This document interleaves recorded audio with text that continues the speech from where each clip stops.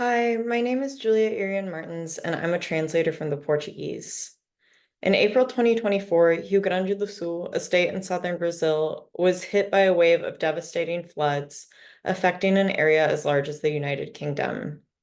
By mid-June, nearly 200 flood-related deaths were recorded, and more than 420,000 people were still displaced. The special reading series seeks to highlight works by authors from the region and raise funds to help with relief efforts for this extreme climate event. Please consider donating to our GoFundMe campaign by clicking on the link below the video, where you'll find details about our fundraiser. I'm going to read an excerpt from Clarah Averbuck, a gaúcha author's Pinball Machine, which will be coming out in the University of Michigan's translation journal Absinthe this December. Routines are always shit, unless you find a way to lose track of time. I'm not talking about days, but rather hours. Losing track of days is simple. You just have to be completely normal.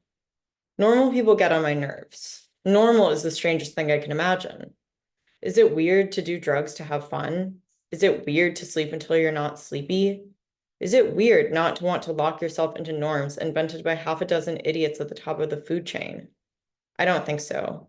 What's weird is a guy leaving with a briefcase at 6:47 a.m. every day, taking the bus to the train and the train to a small insurance company, working until 6 on the dot, and then going back home to eat beef and rice in front of the TV without speaking to the wife who made the beef and rice, and avoiding eye contact with the kids, who hardly know who this bearded dude they call dad is, and sleeping in blue pajamas shortly after the evening news because he's tired, too tired, and tomorrow he'll have to do it all over again and again, and later he'll retire and look back and find that his life was dignified, honest, and just, and that he lived a stupid routine in which he was unable to differentiate one day from the other. These people are insane. I did it differently. I'd go 2, 3 days without sleeping due to my happy pills, which I'd finally acquired. And then I'd go to the store in a state of disarray, in that stage where you heard non-existent cell phones ringing and you capture radio signals with your earrings and see figures. I love that. After the languor of the first day always comes hyperactivity. Something had to compensate for the fact that I had to leave the house every day at 9 in the morning, walk to the train, buy the ticket with change to spare the ticket girl from a sour mood, take the train, get off the train, take the train again, get off again, get on again, arrive at the station, and walk to the store, being forced to put up with those people who think they have the right to speak to you, an innocent passerby who is simply trying to go to work and now has to put up with these dirty, ugly hippies. Then I had to open the store, and the rolling security girl had problems.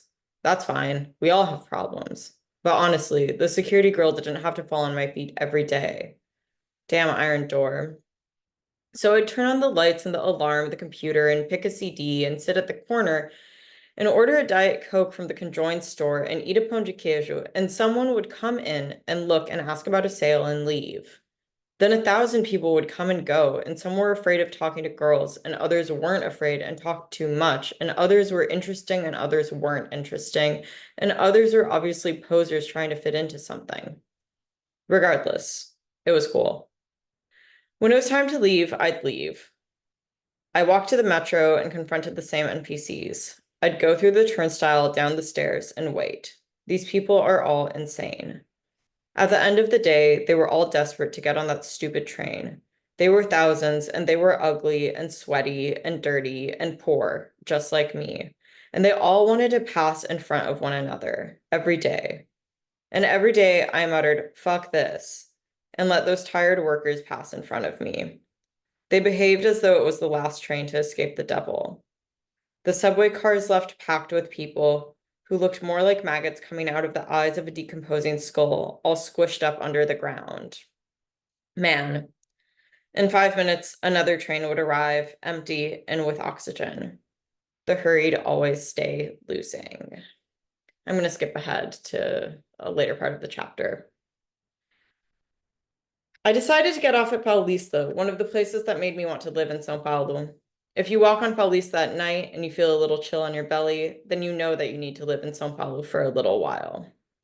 I walked along Paulista, observing the people who were worried about getting somewhere quickly, noticing nothing around them. I walked slowly, smoking my last cig, and thinking and listening to my new discovery, Black Rebel Motorcycle Club, the Jesus and Mary chain of the 90s. Big cities can be very sad, but not for me, obviously. I hope you've enjoyed this reading. If you can spare any money for flood relief, please follow the link to our GoFundMe page in the description below. Thank you.